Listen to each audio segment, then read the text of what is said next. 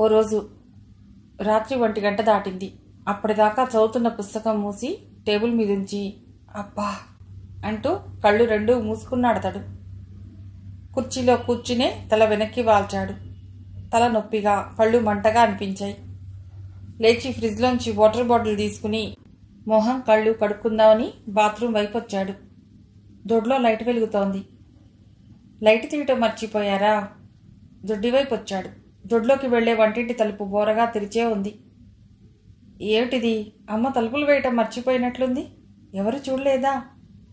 అతడు తలుపులు తెరుచుకుని ఓసారి దొడ్డంతా కలియ చూడటానికి యువతలకొచ్చాడు. ఓ సెకండ్ అతడు అలాగే నిలబడ్డాడు. అక్కడ దొడ్లో గోడకున్న 100 క్యాండిల్ బల్బు కింద ఐరన్ చైర్ వేసుకుని పవిట చెరగు భుజం చుట్టూరా కప్పుకుని చలిగాలికి సన్నగా ముణుకుతూ ఏకాగ్రంగా చదువుకుంటోంది కృష్ణ. వోల్టేజీ తక్కువగా ఉంది. ఆ పల్సటి కాంతిలో కృష్ణ తుళ్ళిపడి తిరిగి చూసింది కృష్ణ. మొట్టమొదటిసారి తానిక్కడికొచ్చి 1 ఏడాది కావస్తుండగా పిలిచాడు. ఎదురుగా చైతన్య చటుక్కున లేచి నిలబడింది. రోజు ఇక్కడే కూర్చుని చదువుకుంటున్నావా? ఏం చెప్పాలో తోచలేదు. అతనితో ఏం మాట్లాడినా కష్టమే.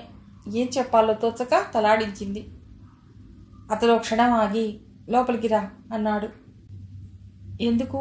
నేనింకా చదవవలసినవి ఉన్నాయి అందామనుకుని అనలేకపోయింది. అతడి వెనకే లోపలికి వచ్చింది. తన గదిలోకి దారి తీశాడతడు. కృష్ణ గడప దగ్గర నిలబడింది. అతడు తన మంచం మీదున్న దిండు తీసుకుని కృష్ణ వైపు చూస్తూ, ఈ రోజు నుండి నువ్వు నా గదిలో చదువుకోవచ్చు, అంతేగాని ఆ చలిలో దొడ్లో కాదు అన్నాడు. కృష్ణకి ఆశ్చర్యంతో నోటమాట రాలేదు. ఎవరినీ గుమ్మం దాటి లోపలికి రానియని మనిషి. మాట్లాడితే చిరాకు పడేవాడు. తనంతా తానుగా వచ్చి తన గదిలో చదువుకోమంటుంటే ఇది నిజమేనా అనిపించింది కృష్ణకి. కృష్ణ ఆశ్చర్యంలోంచి తేరుకునేసరికే అతడు దిండు తీసుకుని హాల్లోని సోఫాలో కూర్చుని టేబుల్ లైట్ వేసుకుని పుస్తకం తీసి చదువుకుంటున్నాడు. మీరిక్కడ హాల్లోనా? వద్దు, ఇంకా ఏదో చెప్పబోయింది కృష్ణ. అతడోసారి కళ్ళెత్తి చూసి చదువుకో వెళ్ళి అన్నాడు.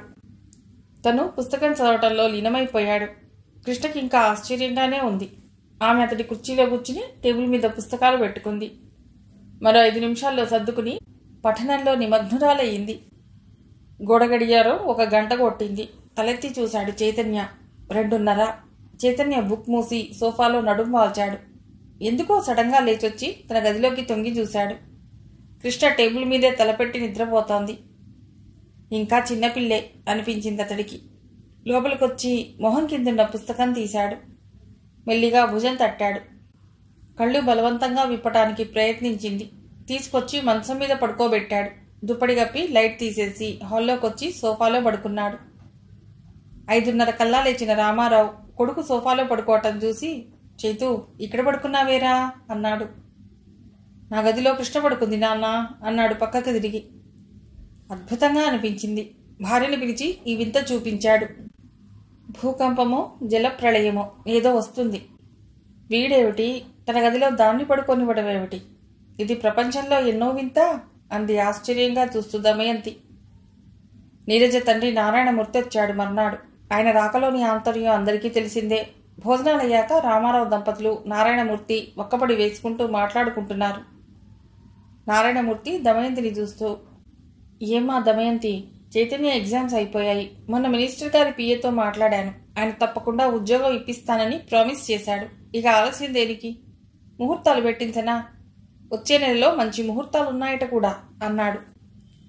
నాదే ఉందండి, అంతా వాడిష్టం. నిజమే, చిన్నవాళ్ళ అభిప్రాయాలకు కూడా విలువ ఇవ్వాలి, కాదన్ను. కానీ పెద్దరికంతో మనం చెప్పవలసినవి చేయవలసినవి కొన్ని ఉంటాయి కదమ్మా. దమయంతి మాట్లాడలేకపోయింది. చివరికి, మీరు ఈ రోజు ఉండండి అన్నగారు, రాత్రికి విషయం చైతూని కదిపి తెలుసుకుంటాను అందామె. అయితే దమయంతికి అవసరం కలిగించలేదు చైతన్య. అతడు రాత్రి 7 గంటలకు వస్తూనే అమ్మా అంటూ బిగ్గరగా అరిచాడు. ఆ కంఠంలో ఆనందం తొంగి చూస్తోంది. ఏమిట్రా? వంటింట్లోంచి చేతులు తుడుచుకుంటూ వచ్చింది దమయంతి. అమ్మా, నాకు ఉద్యోగం వచ్చింది ఇంజనీర్గా. కంపెనీ ప్రైవేట్దైనా జీతాలు బాగా ఉంటాయి. కంపెనీ చాలా పెద్దది, కోట్ల మీద వ్యాపారం అన్నాడు. టీవీ చూస్తున్న నారాయణమూర్తి, ఏ కంపెనీనోయ్ అని అడిగాడు. ఆయన చేతికి స్వీట్ అందించి కంపెనీ పేరు చెప్పాడు చైతన్య. ఆయన నోరు చప్పరించి, లక్షణంగా గవర్నమెంట్ ఉద్యోగం ఇప్పిస్తానంటే వినకపోతివి. ఎందుకు ఈ ప్రైవేట్ ఉద్యోగాలు? నీకు నచ్చకపోయినా వాళ్ళకి నచ్చకపోయినా నీకే నష్టం. ఏమ్మా దమయంతి, అవునా కాదా? దమయంతి కొడుకు వైపు చూస్తోంది. ఆయన ఇంకా చెబుతూనే ఉన్నాడు. ఏ డ్యామ్ దగ్గర వేయించానంటే జీతానికి జీతం. జీతం ఎందుకు అసలు? ముష్టి జీతం, పై సంపాదన కావలసినంత. నీలాంటి తెలివైన కుర్రవాడి విషయంలో ఇంకా చెప్పవలసిందే ఉంది. రేపు ఈ పాటికి అబిట్స్లో ఇల్లు కొన్నా ఆశ్చర్యపడనక్కర్లేదు. చైతన్య కోపంతో పిడికిలి బిగించి ఓసారి తల్లి మొహంలోకి చూసి నిగ్రహించుకుని, నా తెలివితేటలు అలా పై సంపాదన కోసం ఉపయోగించడం నాకు ఇష్టం లేదండి, నన్ను ఇలా వదిలేయండి అన్నాడు. నారాయణమూర్తి దారి ఇలా కాదనుకున్నాడు. ముందు ఆ 3 ముళ్ళు పట్టం ముఖ్యం. ఆ తర్వాత అతడిదే ఉంది, అంతా అమ్మాయి ఇష్టమే. సరే, ఆ విషయం వదిలేద్దాం. చదువైపోయింది, ఉద్యోగస్తుడి అయ్యావు. పెళ్లి చేసుకోవటానికి ఆలస్యం దేనికి? నీరజని నీకిచ్చి చేద్దామని అనుకున్నదే మీ అమ్మా నాన్న ఎప్పుడో అంగీకరించారు. నీరజను పెళ్లి చేసుకునేది అమ్మా నాన్న కాదు, దూసుకొచ్చింది జవాబు. నారాయణమూర్తి నవ్వి, నీ జోక్ బంగారంగాను, చేసుకునేవాడివి నువ్వేలే, కానీ అమ్మా నాన్న అంగీకారం ముఖ్యం కదా, కాబట్టి వాళ్ళ వైపు నుండి లైన్ క్లియర్. నువ్వు తమ మాట కాదలవని వాళ్ళన్నారనుకో, అయినా నీ నోటి నుండి కూడా ఎస్ అనిపించుకుంటే అదో తృప్తి నాకు. చాలా లౌక్యంగా అన్నాడతడు. చైతన్య ఓ సెకండ్ తల్లి మొహంలోకి చూశాడు. ఆ తర్వాత స్థిరంగా, సారీ మావయ్య, నాకు ఇప్పట్లో పెళ్లి చేసుకోవాలని లేదు అన్నాడు. పోనీ నువ్వెప్పుడంటే అప్పుడే, మీకు వయస్సులేమంత మించిపోయాయని అన్నాడతడు పట్టు విడవని విక్రమార్కుడిలా. చైతన్యకి చిరాకేసింది. అందుకే ఖరాఖండిగా చెప్పాడు, క్షమించండి, నాకు అసలు పెళ్లి చేసుకోవాలనే లేదు. ఒకవేళ చేసుకున్నా మీ నీరజని చేసుకోను అనేసి తన గదిలోకి వెళ్ళిపోయాడు. నారాయణమూర్తికి కోపం వచ్చింది. తనంత వాణ్ణి పట్టుకుని మొహం మీదే, నీ కూతురు చేసుకోనంటాడా? ఎంత ధైర్యం, ఎంత అవమానం తనకి! ఇంటికొచ్చి పిల్లనిస్తాననేసరికి అంత చులకనయ్యానా? అసలు తన స్థాయి వాళ్ళు కాకపోయినా ఏదో పనికొచ్చే కుర్రాడు, బుద్ధిమంతుడు అనుకున్నాను. కానీ వీడి బుద్ధిలా బురదలోకి లాగుతుందనుకున్నాడా? అయినా తల్లి తండ్రి నోరు మీద పరే రాళ్లలా కూర్చున్నారు. అతడివన్నీ పైకెనాలనుకుని ఏమీ అనలేక చివరికి, నిజమే, శ్రీరామ్ మోకాలడ్డడం అంటే ఇదే మరి దమయంతి. అది నీ కొడుకు జవాబు. మరి మీ దంపతుల ఉద్దేశం కూడా అదేనా? రామారావు అతడి వైపు చూసి, వాడి అభిప్రాయం చెప్పాడు, మనమేం చేద్దాం? లేదు, పట్టుబట్టి వాడి మెడవంచి పెళ్లి చేశామే అనుకోండి, రేపు ఆ పిల్లను వాడు వదిలేస్తే బలవంతంగా సంసారం చేయించలేం కదా. అదెంత నరకమో ఆలోచించండి. దానికంటే వాడు ముందే ఇలా చెప్పడం మంచిది కదూ అన్నాడు. నారాయణమూర్తి ఓ నిమిషం మౌనంగా ఊరుకుండి, సరే, నా పిల్లకి సంబంధం దొరక్కపోదు. రేపు ఈ పాటికి రాజా లాంటి సంబంధం తెస్తాను. ఏదో అయినవాళ్ళు కదా అని అడిగానంతే. దమయంతి, రామారావు నిశ్శబ్దంగా ఉండిపోయారు. ఆయన రాత్రే నీరజను తీసుకుని ఊరెళ్ళిపోయాడు. పద్మజ కోపంతో అలిగి తలుపులు బిగించుకుంది. చైతన్యకు ఉద్యోగం వచ్చిందని, నీరజను చేసుకోనన్నాడని, వియ్యంకుడికి కోపం వచ్చిందని పరిస్థితులు వివరించి ఉత్తరం రాసింది దమయంతి మాధవికి. మాధవి నుండి వెంటనే రిప్లై వచ్చింది. పెళ్లిళ్ళు దైవ నిర్ణయాలు, అయినా చైతన్యకి ఇష్టం లేకుండా పెళ్లి చేయకు. పోతే ఇక్కడి సంగతి. స్వర్ణకి సంబంధం కుదిరింది. కుర్రాడు కాలేజీలో లెక్చరర్, కుటుంబం అంతా మంచివాళ్ళు. సంబంధం శ్రావణ్ కుమార్ గారు తెచ్చారు. వాళ్ళకి నా గురించి చెప్పాను. వాళ్ళంతా తెలుసుకునే ఒప్పుకున్నారు. కట్నం కూడా వద్దన్నారు. లాంఛనాలవి ఇద్దామంటోందమ్మ. వాళ్ళేమో క్లుప్తంగా పెళ్లి చేయమంటున్నారు. పెళ్లి వచ్చే నెలలోనే. నువ్వు రాజ్యం నాకు తోడుగా నిలబడాలి. మరి ముందుగా వస్తే నాకు కాస్త ధైర్యంగా ఉంటుంది. రాకగా ఎదురు చూస్తూ నీ మధు. ఉత్తరం అడిచి, అమ్మయ్యా, ఎట్లాగైతేనే ఈ కోణంగి పెళ్లి కుదిరింది అంది దమయంతి. పక్కనే కూర్చుని పేపర్ చూస్తున్న చైతన్య, ఎవరికమ్మా అన్నాడు. మన స్వర్ణకిరా. మధు పెద్ద కూతురు వట్టి ఆకతాయి, కృష్ణలా నెమ్మది కాదు. మాధవి మంచితనమే ఆ పిల్లలకి శ్రీరామరక్ష అంది దమయంతి. చైతన్య పేపర్ చూస్తున్నాడు. అతడేం కామెంట్ చేయలేదు. పెళ్లికి ముందుగానే దమయంతి, రామారావు సెలవు పెట్టుకుని వెళ్ళిపోయారు. కృష్ణ పరీక్షలు కాగానే విజయవాడ వెళ్ళిపోయింది. అక్క పెళ్లి పనుల హడావుడిలో ఉందామె. పెళ్లి రోజుకొచ్చారు కిరణ్, చైతన్య. పద్మ పుట్టింటికి వెళ్ళిందని చెప్పాడు కిరణ్. ఆ విషయం మరి రెట్టించి అడగలేదు దమయంతి. పెళ్లి హడావుడిలో ఉందామె. శంకర్రావు, పార్థసారథి కుర్చీలో కూర్చుని పనులు పురమాయిస్తున్నారు. రామారావు గారు వచ్చాక బాధ్యత ఆయనకిచ్చేశారు పెద్దవాళ్ళిద్దరూ. శ్రావణ్ కుమార్, బసవరాజు రామారావు గారికి చాలా సాయంగా నిలబడ్డారా వారం రోజులు. పెళ్లికి కావలసిన బట్టలు, వస్తువులు రాజ్యం, మాధవి, దమయంతి వెళ్లి కొనుక్కొచ్చారు. రోజు షాపింగ్కి వెళ్లాల్సి వస్తోంది. ఎన్ని తెచ్చినా పార్వతమ్మ ఇంకా ఏదో చెప్తూనే ఉంది. పెళ్లి రోజు వచ్చేసింది. పీటల మీద శంకర్రావు, పార్వతమ్మ కూర్చుని కన్యధార పోశారు. పెళ్లికొడుకు శ్రీకర్ స్వర్ణ ముందు తీసుకట్టే, అయినా నలుపైన చాలా కళగల మొహం. అన్నిటికంటే మించి అతడి పెదవుల మీద మనోహరమైన చిరునవ్వు, చిలిపి కళ్ళు అతడికి వింత అందాన్ని ఇస్తున్నాయి. అతడు చాలా సరదా మనిషని అతడి చలాకీ మాటలే చెప్తున్నాయి. కృష్ణని ఆట పట్టిస్తున్నాడు. మరదల మీద మరెవరైనా జోక్ చేయబోతే సున్నితంగా మందలిస్తున్నాడు. అది గులాబీ మాట నమ్ములులా హెచ్చరిస్తున్నట్లు అనిపించింది. పెళ్లిలో చైతన్య చాలా బిజీ అయిపోయాడు. మగపెళ్లి వారి మర్యాదల బాధ్యత, పెళ్లి కొడుకుని విడిదింటి నుండి కళ్యాణ మంటపానికి తేవటం అంతా అతడి పని. మాధవి చైతన్య విషయంలో ప్రత్యేక శ్రద్ధ చూపిస్తోంది. అతడు ఎలాంటి వాడో దమయంతి ద్వారా తెలుసు గనక 1కి 4 సార్లు అతన్ని పలుకరించటం, కాఫీ తాగావా, టిఫిన్ తిన్నావా అంటూ పదే పదే అతడి గురించి అడుగుతూ తెలుసుకుంటోంది. అతడికేం కావాలో గమనించమని పదే పదే కృష్ణకి చెప్తోంది. కృష్ణ నవ్వి, అమ్మా, చైతు నువ్వనుకున్నంత కోపదారి కాదు. ఎప్పుడు పడితే అప్పుడు తినటం, కాఫీలు ఎక్కువ తాగటం అతడికి నచ్చదు. అతడు చాలా డిసిప్లిన్డ్. తనకు కావాల్సి వస్తే అతడే అడుగుతాడు. నువ్వు మరీ కంగారు. అక్క విషయం చూసుకో నువ్వు అంది. దమయంతి కృష్ణ వైపు అభిమానంగా చూసింది. మనుషుల్ని అర్థం చేసుకోవటంలో కృష్ణ కూడా ఆరితేరినదే అనిపించింది ఆమెకు. మాధవి పనిలో హడావిడిగా ఉన్న అడపా దడపా అల్లుడి మొహంలోకి చూస్తోంది. ఎక్కడో గుండెల్లో మారుమూల నుండి ఓ అనుమానం భూతంలా లేచి భయపెడుతోందామెను. అది అల్లుడు కూడా శరత్లా జడుడైతే? ఓ క్షణం శరీరం జలధరించింది. అలా కాకూడదని, కూతురు వైవాహిక జీవితం ఆనందంగా సాగిపోవాలని మనసారా భగవంతుడిని ప్రార్థించింది. మాధవి మొర విన్నట్లున్నాడా పైవాడు. శ్రీకర్ స్వర్ణ భర్త అయ్యాడు.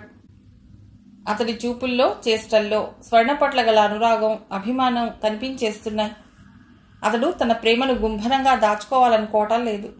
భార్య చుట్టూ చేయి వేసి తీసుకెళ్లి స్నేహితులకు పరిచయం చేస్తున్నాడు. చీకటి పడ్డాక స్వర్ణని తీసుకుని దుర్గగుడికి వెళ్ళొచ్చాడతడు.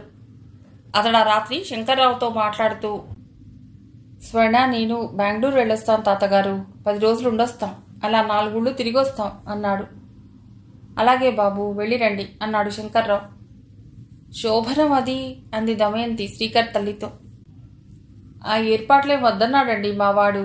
గదిలో అలంకారాలు చేయటం, అందరూ కలిసి లోపలికి పంపించటం, ఇదంతా చీకాకుట. పబ్లిసిటీ ఏమిటి అన్నాడు. ఏం చేస్తాం, కాలం మారిపోయింది. వాళ్ళిష్టం. హనీమూన్కి వెళ్తున్నారు కదా అందామె చిరునవ్వుతో. ఏమైనా మంచి రోజు, ముహూర్తం అది చూసుకోకుండా. ఇంకా మీరు చాలా పాతకాలంలో ఉన్నారండి బాబు. ఈ కాలం పిల్లలకు అవేం అక్కర్లేదు అంది శ్రీకర్ తల్లి నవ్వి. మాధవి, దమయంతి ఏం మాట్లాడలేదు. శంకర్రావు శ్రీకర్కి ప్రయాణం ఖర్చు కింద ఈ డబ్బు ఉంచు బాబు అంటూ ఇవ్వబోతే, వద్దు తాతగారు, నా దగ్గర ఉన్నాయి అంటూ మర్యాదగానే తిరస్కరించాడు. పెళ్లికొడుకు శ్రీకర్ చైతన్యకి నచ్చినట్లున్నాడు. అతడితో మాట్లాడాడు. పెళ్లికొచ్చిన వారిలో చాలా మంది పెళ్లి కాని ఆడపిల్లల్ని, వారి తల్లిదండ్రుల్ని ఆకర్షించాడు చైతన్య. మాధవిని అడిగేశారు కూడా అతడి గురించి. అతడి మర్యాద, మన్నన, మాట తీరు పెద్దలను ఆకర్షిస్తే, అతడి ఇంజనీరింగ్ డిగ్రీ, ఆడపిల్లల వైపు చూడకపోవటం, పలకరించకపోవటం, గంభీరమైన అతడి విగ్రహం, మనిషిని 4 అడుగుల దూరంలో నిలబెట్టే అతడి తీక్షణమైన చూపు అమ్మాయిల్లో అతడి పట్ల హీరో వర్షిప్ కలిగించాయి. శ్రీకర్ వైపు బంధువు ఒక ఆయన డాక్టర్. ఆ సాయంకాలం డైరెక్ట్గానే రామారావు గారిని అడిగేశాడు. తన భార్యా పిల్లల్ని పరిచయం చేశాడు. మా అమ్మాయి వినీత ఎంఏ పాస్ అయింది ఈ ఏడే. ఒక్కతే పిల్ల. నా ఆస్తి అంతా దాందే. నా తమ్ముడు అమెరికాలో ఉన్నాడు. పెళ్లి చేసి అమ్మాయిని, అల్లుడిని అమెరికా పంపాలని నా ఉద్దేశం. నేను అక్కడే ఉండిపోవాలనుకుంటున్నాను. మా తమ్ముడు నన్ను అక్కడే ప్రాక్టీస్ పెట్టమని ఒక్కటే పోరు. ఏవో ఇబ్బందులు, కుదిరింది కాదు. ఇప్పుడిక అమ్మాయితో, అల్లుడితో అమెరికా వెళ్లాలని. ఏమంటారు? మీరు ఊ అంటే సరి. అబ్బాయిని కూడా సంప్రదించి నాకే విషయం లెటర్ రాయండి. ఇది నా అడ్రస్. విజిటింగ్ కార్డు ఇస్తూ అన్నారు ఆయన. రామారావు గారు అన్నిటికీ తలూపి మా అబ్బాయితో మాట్లాడి ఏ విషయం లెటర్ రాస్తాలేండి అన్నాడు. రామారావు గారికి భయం వేసింది ఆ డాక్టర్ మాటలు వింటుంటే. మగపిల్లలకి ఎలాంటి గాలాలేస్తున్నారు? కూతుర్ని అల్లుడిని తీసుకుని అమెరికా పెడతామని చెబుతాడే గాని ఆ అల్లుడికి తల్లి తండ్రి ఉంటారు. ఈ పెద్ద వయసులో కొడుకు దగ్గర ఉండాలని వాళ్ళు అనుకుంటారని ఆశపడతారని తెలియదా? అల్లుడు తప్ప అతడి తల్లిదండ్రుల గురించి ఆలోచించవలసిన అవసరం వారికి లేదా? కొడుకు మనస్తత్వం ఎరిగిన రామారావు అసలు ఆ సంగతి అతడి దగ్గర ఎత్తనే లేదు. మర్నాడు రాత్రి 12 గంటలకి స్వర్ణ భర్తతో బెంగళూరు వెళ్లే రైలెక్కింది. దంపతుల్ని రైలెక్కించి ఆటోలో ఇంటికొస్తూ దారిలో, నీ అల్లుడు చాలా మంచివాళ్లా అనిపిస్తున్నాడు, పిల్లంటే అభిమానంగా కూడా ఉన్నాడు, స్వర్ణ అదృష్టవంతురాలే అంది దమయంతి. ఆ పిల్లాడు నలుపని నానా గొడవ చేసింది ముందు. సారథి గారు లక్ష్మి గారు ఎంతో నచ్చజెప్పాక కాస్త ఇష్టంగానే ఒప్పుకుంది. పిల్లకిష్టం లేకుండా సంబంధం వదులుకుందామా అని కూడా అనిపించిందో క్షణం. అమ్మా నాన్న కేకలేశారు నన్ను. కుర్రవాడు యోగ్యుడు, పోనివ్వకు అన్నారు. ఈరోజు స్వర్ణమోహంలో సంతోషం చూశాక గాని నా మనసు కుదుటపడలేదు అంది మాధవి. అల్లుడి పక్కన ఆనందమే తానైనట్లు నిలబడిన స్వర్ణ చెయ్యూపుతుంటే ఆ క్షణంలో నాకెంత ఆనందం అనిపించిందో చెప్పలేను. మాధవి కళ్లల్లో ఆనందాశ్రువులు. దమయంతి భుజం తట్టింది కంట్రోల్ చేసుకోమన్నట్లు. ఆటో పక్కగా వెనగ్గా స్కూటర్ల మీద చైతన్య, శ్రవణ్ కుమార్ గారు, బసవరాజు, శ్రీకర్ తమ్ముళ్ళు వస్తున్నారు. వాళ్ళు బిగ్గరగానే రైళ్ల రాకపోకల్లోని ఆలస్యాలు, జరుగుతున్న యాక్సిడెంట్ల గురించి బిగ్గరగా మాట్లాడుకుంటున్నారు. శుభమా అని వాళ్ళని రైలెక్కించి యాక్సిడెంట్ల గురించి మాట్లాడుకుంటారేం? వీళ్ళకి బొత్తిగా ఔచిత్యం లేదు. ఈ మాటలు అమ్మ వింటే ఇంకేమైనా ఉందా? కృష్ణ తల్లి మొహంలోకి చూస్తూ అనుకుంది. మాధవి దమయంతితో స్వర్ణ కాపురానికి కావాల్సినవి తను ఏమేం కొన్నదో చెప్తోంది. అమ్మయ్యా వినలేదు, తేలిగ్గా నిట్టూర్చింది కృష్ణ. పాపకు కూడా శ్రీకర్ లాంటి మంచి భర్త దొరికితే నా జీవితానికి అంతకంటే ఆనందం, సార్థకత మరేమీ ఉండవు దమయంతి. అక్కడ ఎవరైనా మంచి కుర్రవాడు ఉంటే చూడు, ఆస్తిపాస్తులు అక్కర్లేదు, ఉద్యోగం ఉండి బుద్ధిమంతుడైతే చాలు అంటోంది మాధవి దమయంతితో. ఇదేమిటి ఉన్నట్లుండి టాపిక్ ఇలా నా వైపు తిరిగింది అనుకుంది కృష్ణ మనస్సులో. పాపకి డాక్టర్ అయితేనే బాగుంటుంది మధు. ఇద్దరు డాక్టర్లైతే వృత్తులు కలుస్తాయి, ఆశలు, ఆశయాలు, అభిప్రాయాలు కూడా కలిసే అవకాశాలు ఎక్కువ. ఏమంటావు? అవునన్నట్లు తలూపింది మాధవి. అయినా ఆ పాప ఇంకా చిన్నపిల్ల, చదువు పూర్తి కాని అంది దమయంతి. చైతన్యని చూసినప్పటి నుండి కృష్ణకి అతడు భర్తగా లభిస్తే ఎంత బాగుండు, ఇద్దరూ ఎంచక్కటి జోడి అనిపించింది మాధవికి. తను పెళ్లి విషయం ఎత్తితే దమయంతి డాక్టర్లను చూద్దాం అనేసరికి ఆమెకి కృష్ణని చేసుకోవటం ఇష్టం లేదేమోననుకుంది.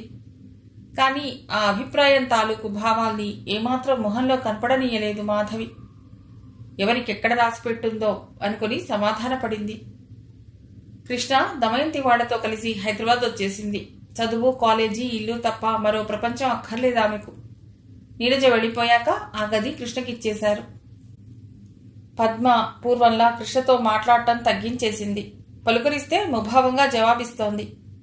దమయంతి ఆ విషయం కనిపెట్టి కోడల్ని చిన్నగా మందలించింది. చైతన్య, నీ చెల్లెల్ని చేసుకోనంటానికి కృష్ణకి సంబంధం లేదు. దానికి వాళ్ళమ్మ డాక్టర్నే చూస్తోంది. ఒకే వృత్తి వాళ్ళైతే బాగుంటుంది కూడా.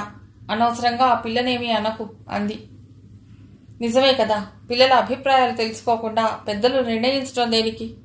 చైతన్య, కృష్ణ ఒకరినొకరు ఇష్టపడితే మంచిదే.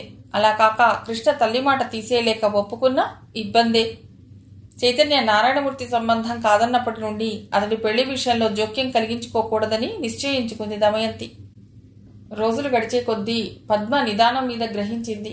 కృష్ణ ప్రవర్తనలో చైతన్య పట్ల ఆసక్తి కనిపిస్తుందేమోనని చాలా పరిశీలించి గమనించింది. కానీ ఇంట్లో అందరి పట్ల ఎలా అభిమానంగా ఉంటుందో అతడి విషయంలోనూ అంతే. చైతన్య అంతే. ఇంట్లో మనుషులు లేనట్టే ఉంటాడతడు. తల్లితో తప్ప మిగతా వారితో అవసరమైతే తప్ప మాట్లాడు. అది క్లుప్తంగా, సూటిగా. ఇద్దరినీ పరిశీలించి పద్మ తన అభిప్రాయం మార్చుకుంది. ఇట్లాంటి జడుణ్ణి తన చెల్లెలు చేసుకోకపోవటం దాని అదృష్టం అనుకుంది పద్మ. సిటీలో అల్లర్లు సడన్గా తలెత్తాయి. కాలేజీలు, యూనివర్సిటీలు మూతపడ్డాయి. హిందువులు, ముస్లింలు కొట్టుకుంటున్నారు, చంపుకుంటున్నారు, ఇళ్ళు వాకిళ్ళు తగలబెట్టుకుంటున్నారు. హిందువుల వలన మైనారిటీలకి భద్రత లేకుండా పోయిందని కొందరు ముస్లిం నాయకులు పత్రికల్లో ప్రకటనలు ఇచ్చారు. ఇళ్ళు వాకిళ్ళు కోల్పోయిన ముస్లిం స్త్రీలకి, పిల్లలకి ఆ పక్కనేనున్న హిందూ కుటుంబాల్లోని స్త్రీలు ఆదరించారని, ఆశ్రయం ఇచ్చారని ముస్లిం నాయకులకు తెలిసినా చెప్పరు. ఎందుకంటే మొదటి నుండి వారి ధోరణి తాము పట్టిన కుందేటికి 3 కాళ్లు. ఆ రోజు సాయంకాలం 7 అవుతోంది. చైతన్య ఫ్రెండ్ నగేష్ స్కూటర్ దిగి హడావిడిగా లోపలికి వచ్చాడు. దమయంతిని చూసి పాత బస్తీలో ఇళ్లు తగలబడుతుంటే లోపలికెళ్లి చాలా మందిని బయటికి లాక్కొచ్చాడు. ఉయ్యాల్లోని పసిపిల్లని బయటికి తెస్తుంటే అప్పటికే కాల్తున్న దూలం విరిగి మీద పడింది. హాస్పిటల్లో చేర్చాం. దమయంతికి వింటుంటే నోటమాట రాలేదు. ఎవరి గురించి చెప్తున్నాడు ఈ అబ్బాయి అనిపించింది. ఎవరు అంది చివరికి.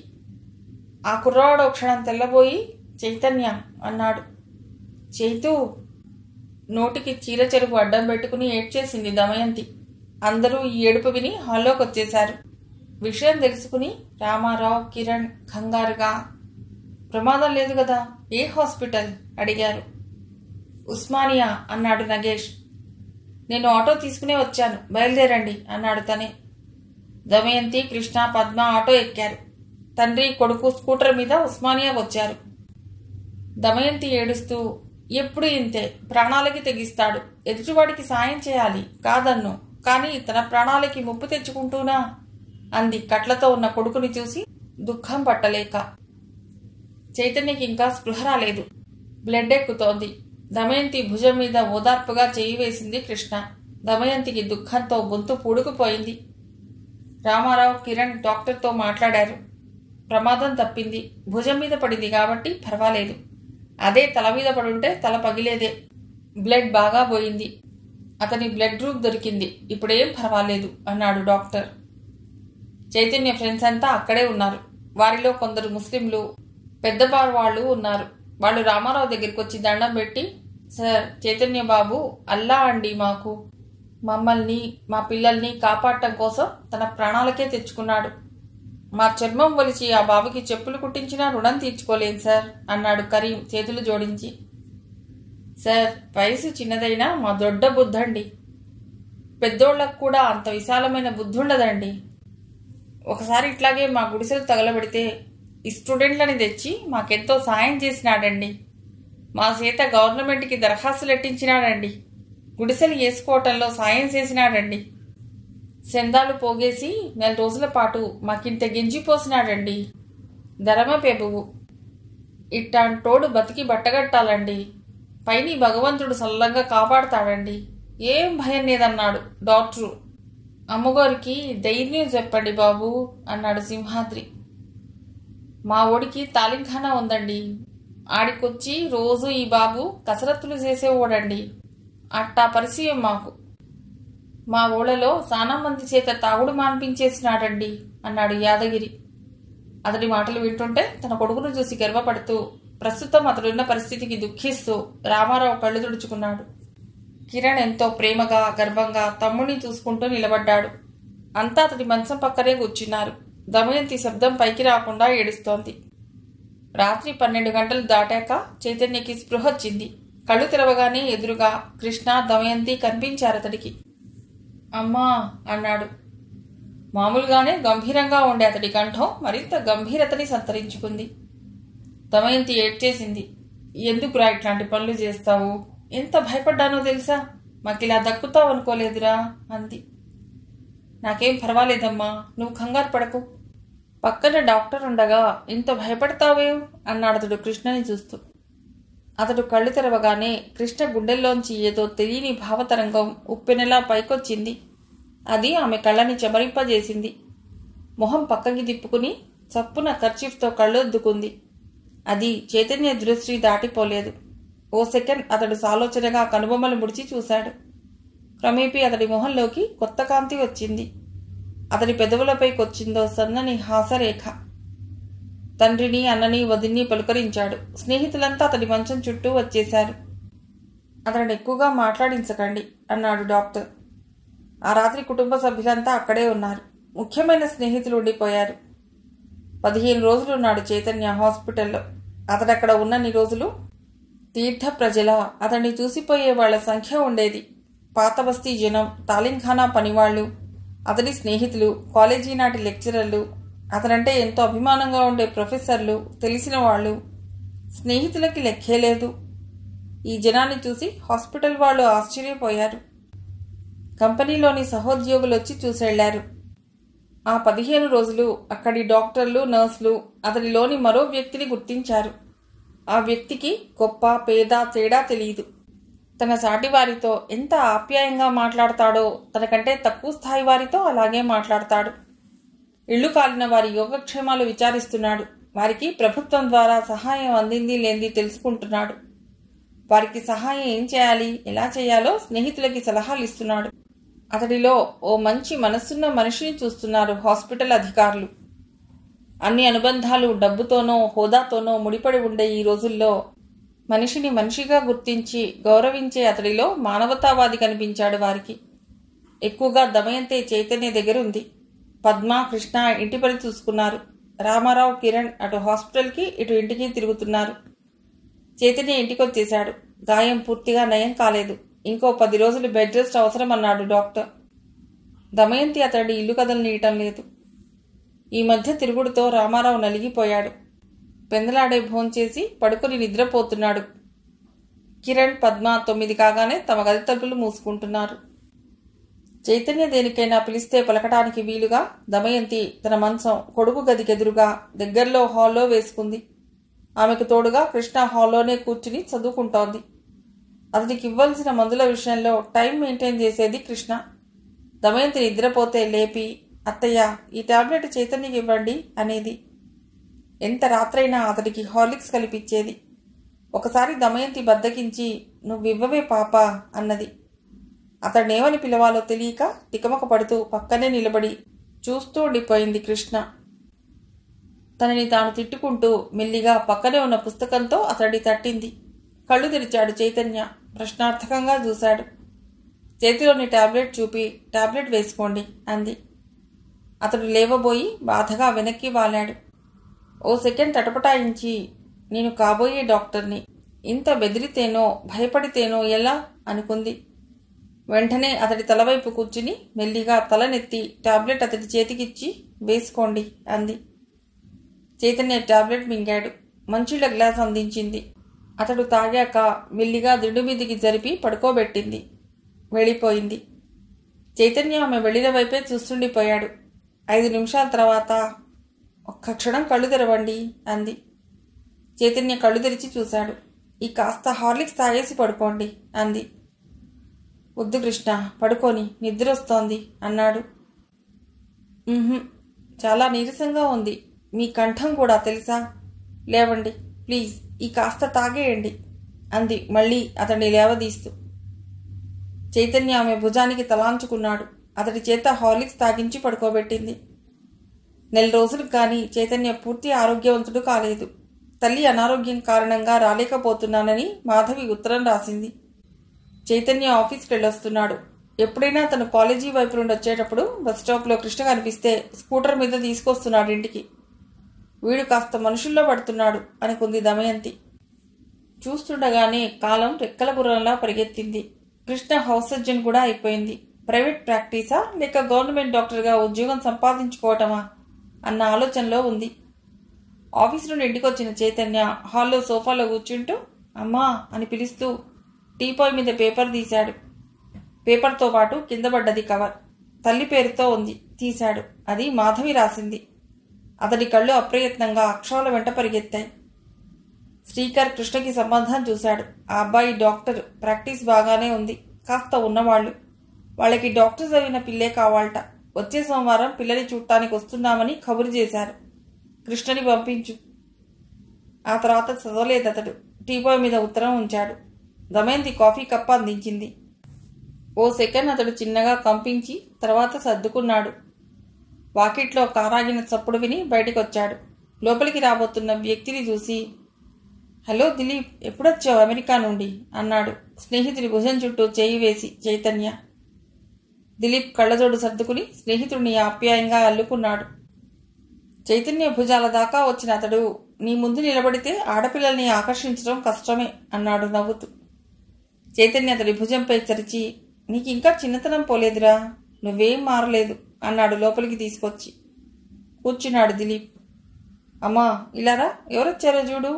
దమయంతి హాల్లోకి రాగానే దిలీప్ లేచి నిలబడి, బాగున్నారా ఆంటీ, గుర్తుపట్టారా నన్ను? చేతులు జోడిస్తూ అడిగాడతడు. నువ్వు గుర్తులేకపోవటం ఏమిటి దిలీప్? మీ అమ్మా నాన్న కులాసానా అంతా వచ్చారా?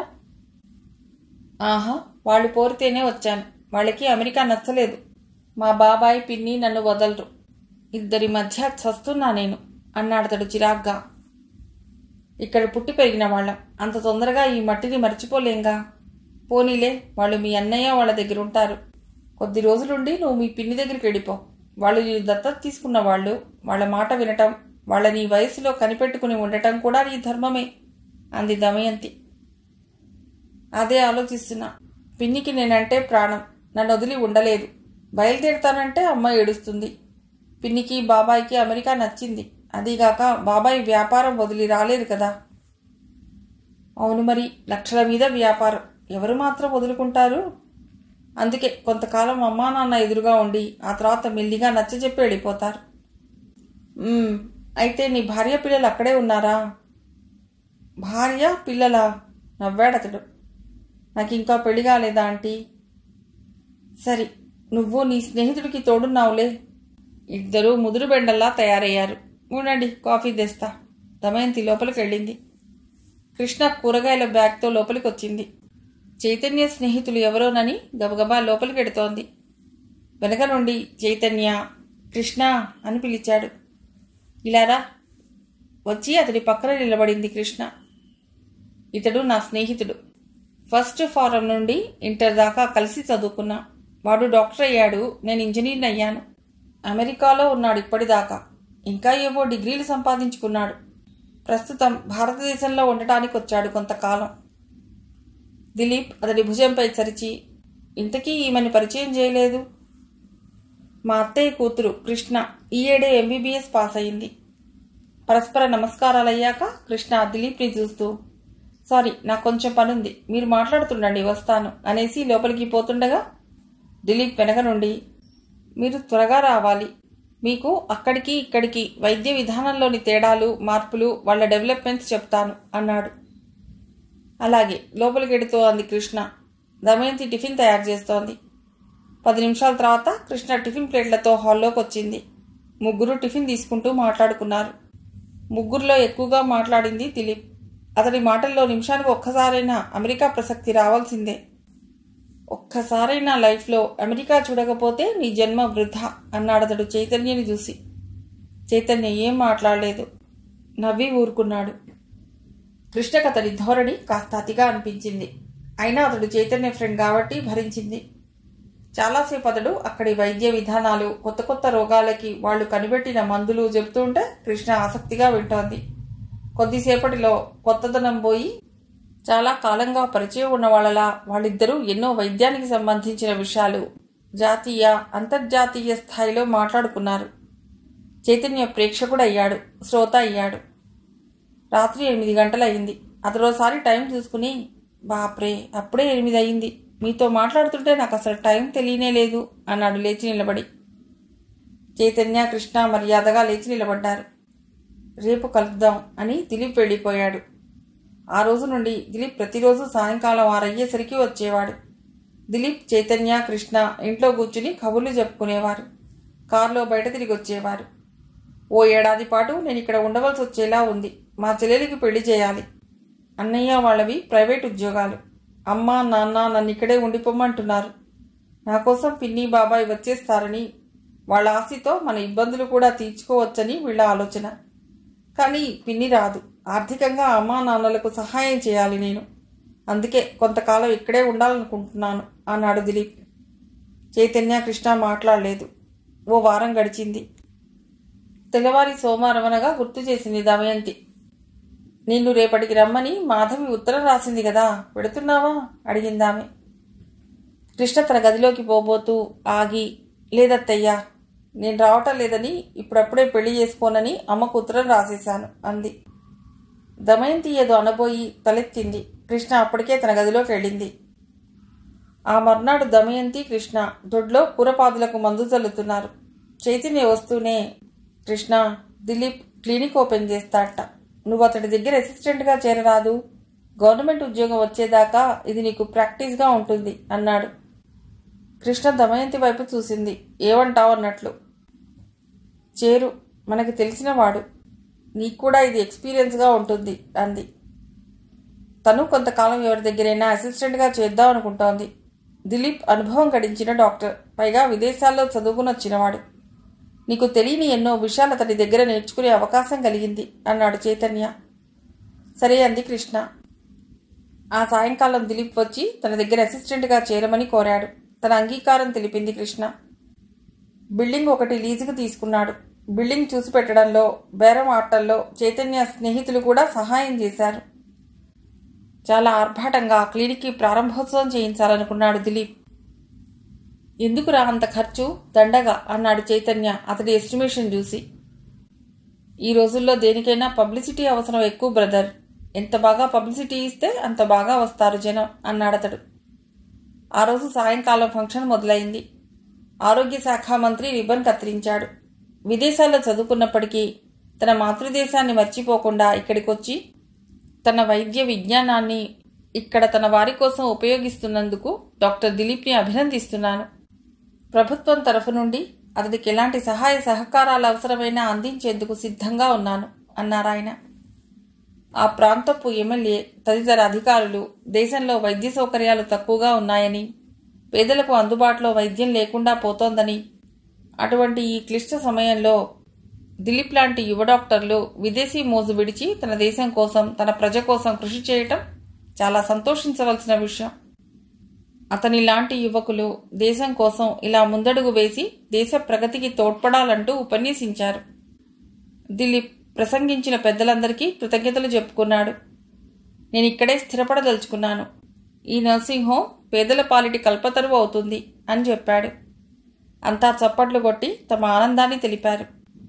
మీటింగ్ తర్వాత అందరికీ అల్పాహార విందు ఏర్పాటు చేశారు.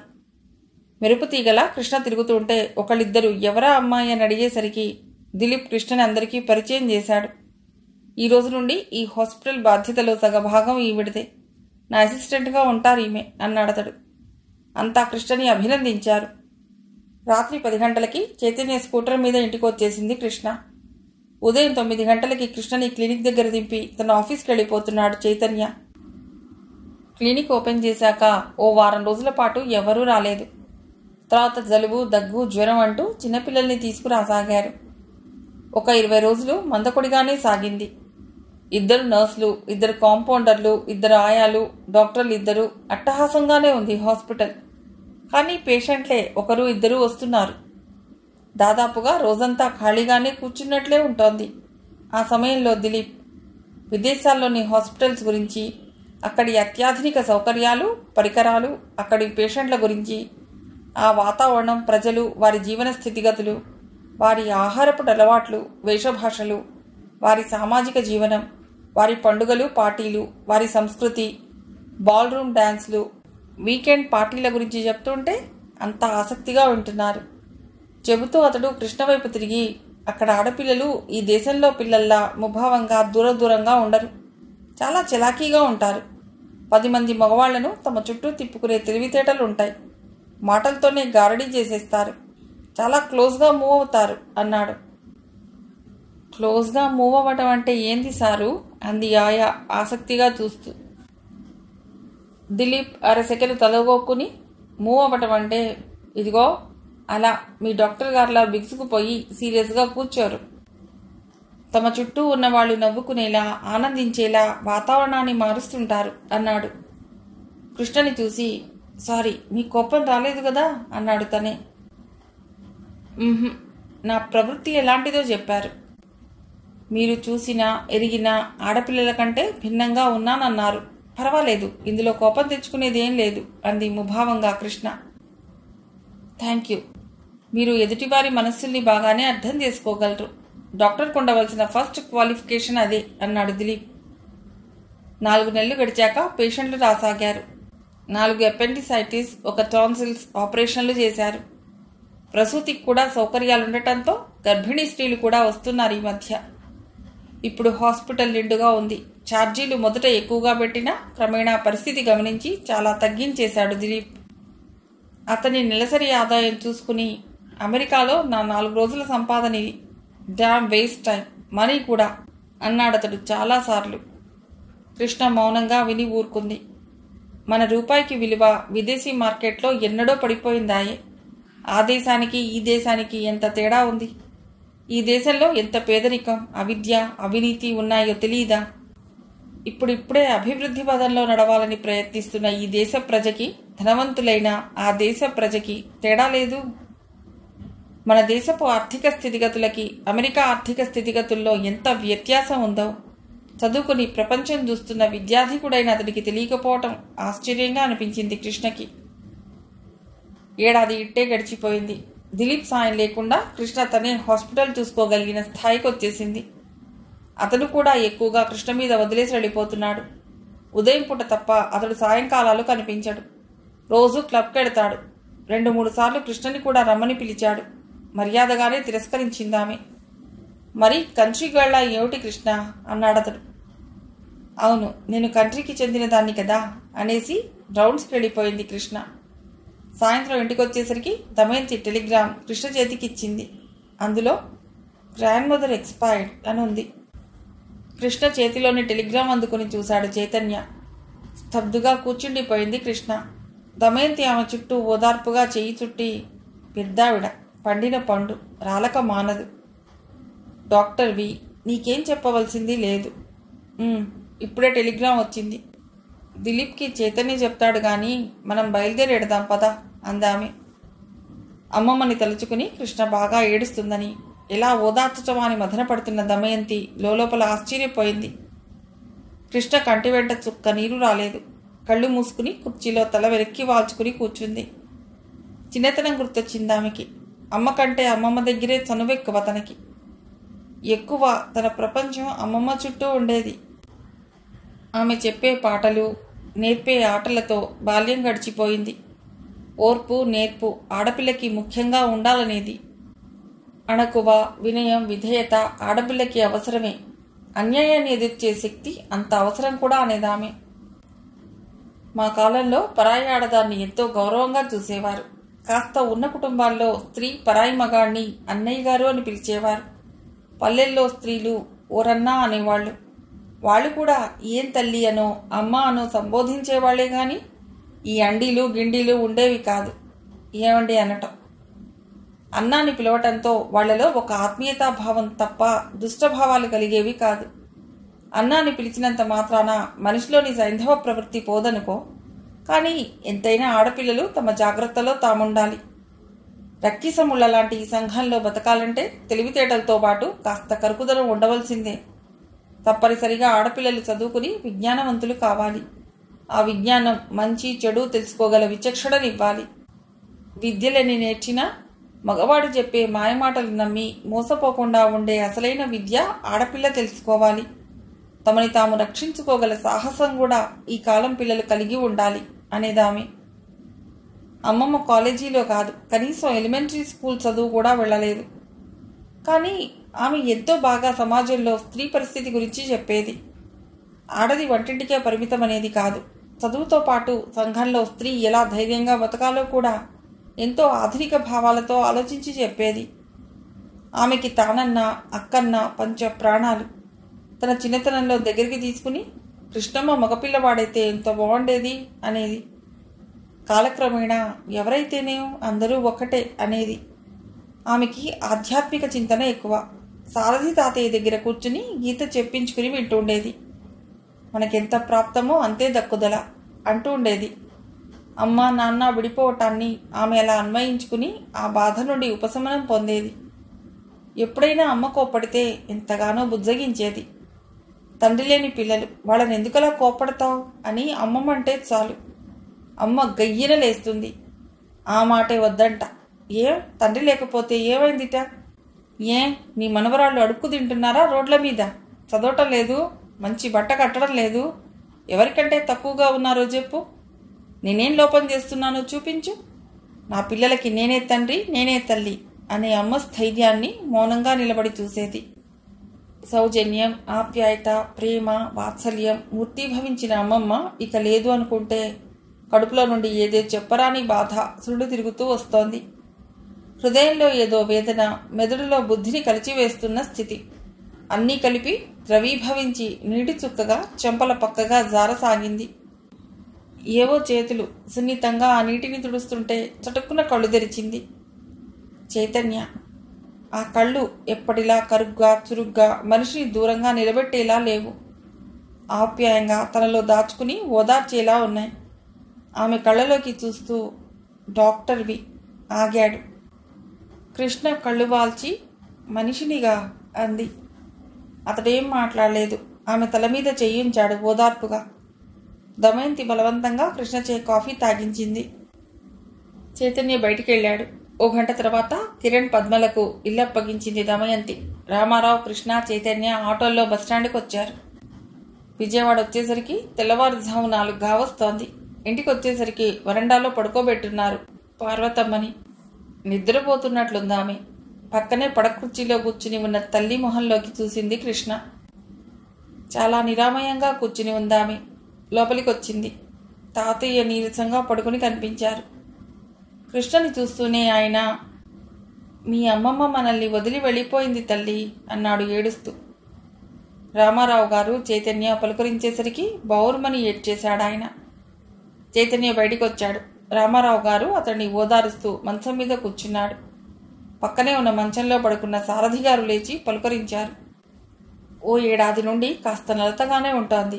మొన్న రాత్రి హార్ట్అటాక్ వచ్చింది. హాస్పిటల్కి తీసుకెళ్ళాం. తెల్లవారాక ఇంకేం పర్వాలేదు, ఇంటికి తీసుకెళ్ళండి అన్నారు డాక్టర్. ఇంటికి తీసుకొచ్చాం. వచ్చిన పావుగంటకే మరోసారి వచ్చింది. అంతే, అప్పుడే పోయింది ప్రాణం.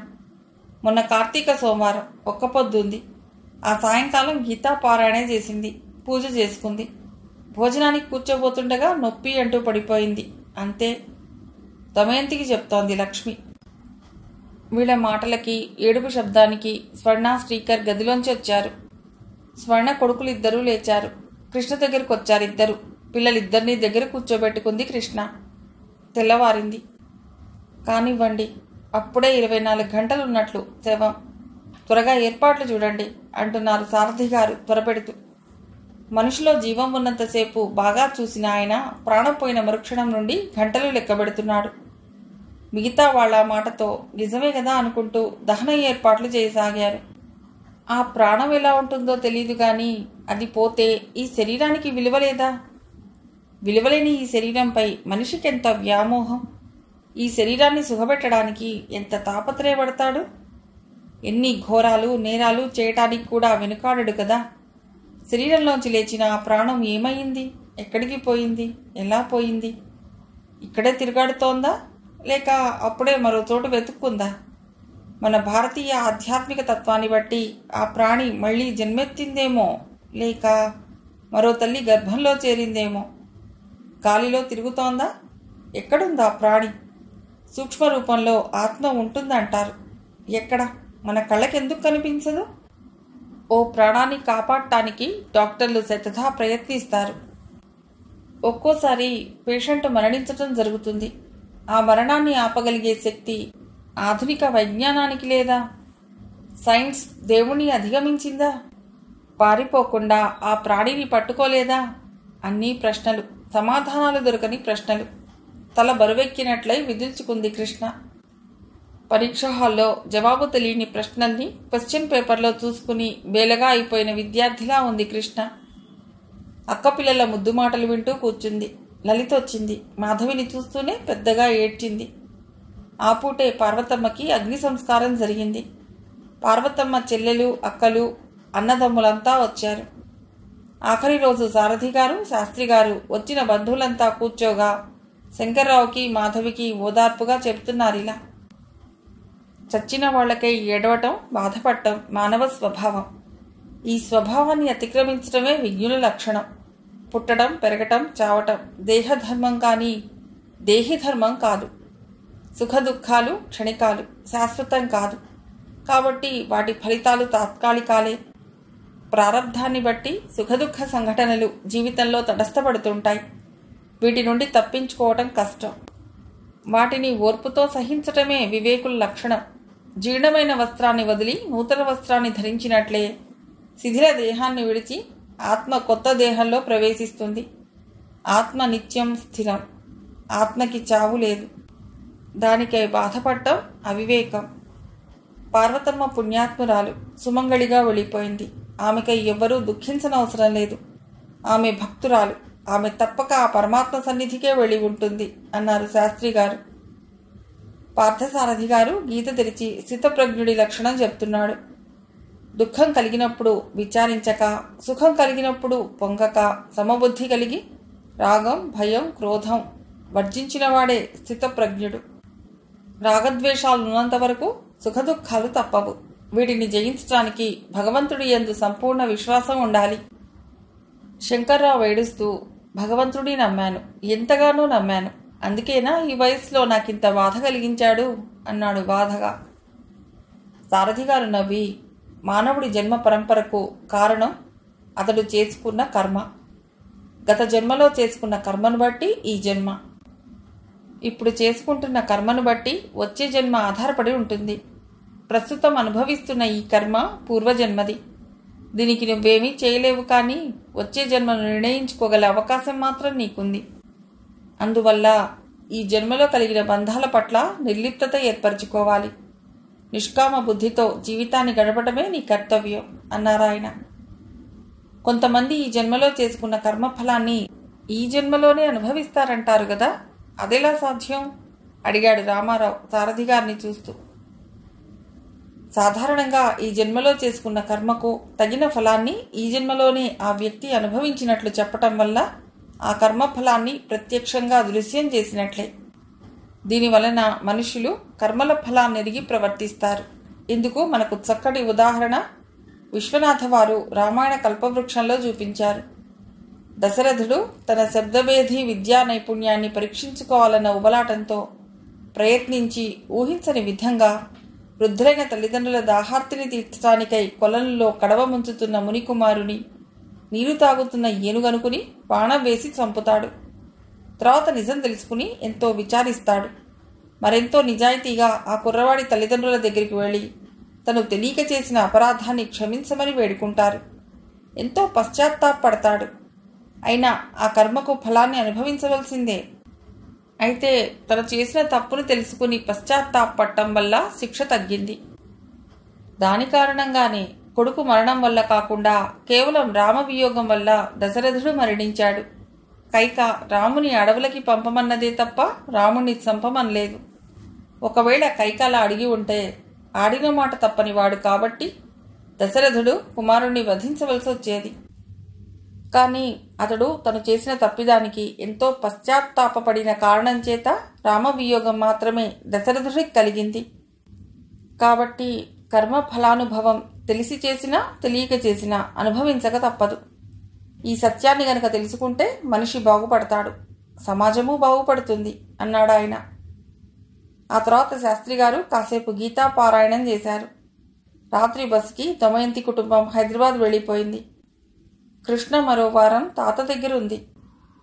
తనిక 2 రోజుల్లో వెళ్ళిపోతుందనగా, నాతో నువ్వు అమ్మ వచ్చేయండి తాతయ్య, ముగ్గురం అక్కడే ఉందాం, అద్దెకిల్లు తీసుకుంటాను అంది.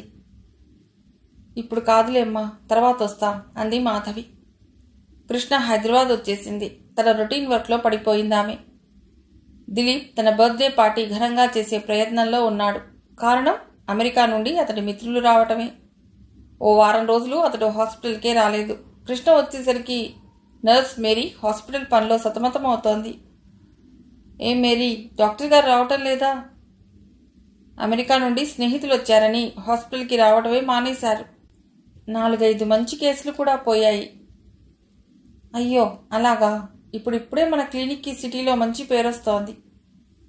అవును, ఇలాంటి సమయంలోనే డాక్టర్ గారు పూర్తిగా హాస్పిటల్ వదిలేశారు. ఆయన పుట్టినరోజుట. ఎప్పుడు? ఎల్లుండే. అందుకని వచ్చారేమో అమెరికా స్నేహితులు అనుకుంటూ రౌండ్స్కి బయలుదేరింది కృష్ణ. దిలీప్ బర్త్డే పార్టీ ఘనంగానే జరుగుతోంది. నగరంలోని పెద్దలు, బంధువులు, స్నేహితులు, అమెరికన్ మిత్రులు 4 ఆ పార్టీలో పాల్గొన్నారు. ఓ పక్క ఆర్కెస్ట్రా వెస్ట్రన్ మ్యూజిక్ని హోరెత్తిస్తున్నారు. జనం సరిగ్గా 2 కాళ్ల మీద భూమిని ఆనుకొని లేరు. ఆ మ్యూజిక్కి అనుగుణంగా చిన్న పెద్ద అంతా కాళ్ళు చేతులు తలలు ఊపుతున్నారు చిన్నగా. చైతన్యని తన స్నేహితులకి పరిచయం చేశాడు దిలీప్. వారతనికి వైన్ ఉన్న కప్ప అందివ్వబోగా, థ్యాంక్ యూ, నాకు అలవాటు లేదు అని మర్యాదగా తిరస్కరించి దిలీప్కి దగ్గరగా వచ్చి, నా అలవాట్లు నీకు తెలుసు కదా, నన్ను బలవంతం చేయకు అని అవతలికి వెళ్ళిపోయాడు. పార్టీకి వచ్చిన అతిథుల మర్యాదలు చూస్తున్నాడు చైతన్య. అతడి పద్ధతి మనస్తత్వం తెలుసు గనక దిలీప్ మరి మాట్లాడలేదు. ఇంతలో మేరీ అక్కడికొచ్చింది. కృష్ణ దగ్గరకొచ్చి ఓ పేషెంట్ పరిస్థితి సీరియస్గా ఉందని చెప్పింది. కృష్ణ ఓ సెకండ్ ఆలోచించి గబగబా దిలీప్ ఉన్న చోటుకొచ్చింది. అతను స్నేహితులు నవ్వుతున్నారు బిగ్గరగా. Excuse me. వెనక్కి తిరిగి చూశాడు దిలీప్. ఓహ్ కృష్ణ, కమాన్, నా ఫ్రెండ్స్కి నిన్ను పరిచయం చేస్తాను. ఎప్పుడొచ్చావు ఊరు నుండి? మొన్ననే వచ్చాను కానీ మీరిలా ఒకసారి వస్తారా? ష్యూర్ ఫ్రెండ్స్, ఈ అందాల అమ్మాయి నా అసిస్టెంట్ అన్నాడు Dilip. Really, she is very beautiful. You are very lucky fellow అన్నారు వాళ్ళు నవ్వుతూ. కృష్ణ ఆ అసభ్యతని సహిస్తూ దిలీప్ వైపు చూసి, డాక్టర్ ఒక్క నిమిషం అంది. అతడు కృష్ణ వైపు ఒకసారి చూసి దగ్గరగా వచ్చాడు. ఆ 12వ నెంబర్ పేషెంట్ పరిస్థితి సీరియస్గా ఉంది. మీరు అర్జెంటుగా హాస్పిటల్కి రావాలి. ఓహ్ కృష్ణ, లీవ్ దెమ్. ఈ రోజుకి హాస్పిటలే మర్చిపో. Enjoy the party. ప్లీజ్ మీరు బయలుదేరండి. అవతల మనిషి చావు బతుకుల్లో ఉన్నాడు. నో, ఈ ఆనంద సమయంలో నాకు ఇలాంటి న్యూస్ చెప్పకు. నేను రాకపోతే ఏమవుతుంది? చస్తాడు అంతేగా. పోని, ప్రతి నిమిషం ఎందరో చస్తున్నారు, ఇంకెందరో పుడుతున్నారు. చచ్చే వాళ్ళందరినీ మనం బతికించగలమా? కమాన్ డియర్, నువ్వు నాతో షేర్ చేసుకో, ఎంజాయ్ చేద్దాం. కృష్ణ ఓ క్షణం తీక్షణంగా దిలీప్ని చూసి గబగబా నర్స్ దగ్గరకు వచ్చింది. మేరీ కృష్ణని చూస్తూనే, పదండి, చైతన్య గారు బయట ఉన్నారు, నేను ఆటోలో వచ్చేస్తాను అంది. కృష్ణ ప్రశ్నార్థకంగా చూసింది. డాక్టర్ గారు బాగా డోస్ మీద ఉన్నారని రాలేరని చైతన్య గారు చెప్పారు. కృష్ణ గబగబా వాకిట్లోకి వచ్చింది. స్కూటర్ మీద చైతన్య రెడీగా ఉన్నాడు. కృష్ణ వచ్చి కూర్చోగానే స్టార్ట్ చేశాడు. 5 నిమిషాల్లో హాస్పిటల్కి వచ్చేశారు. కృష్ణని చూస్తూనే పేషెంట్ భార్య బోరున ఏడ్చింది.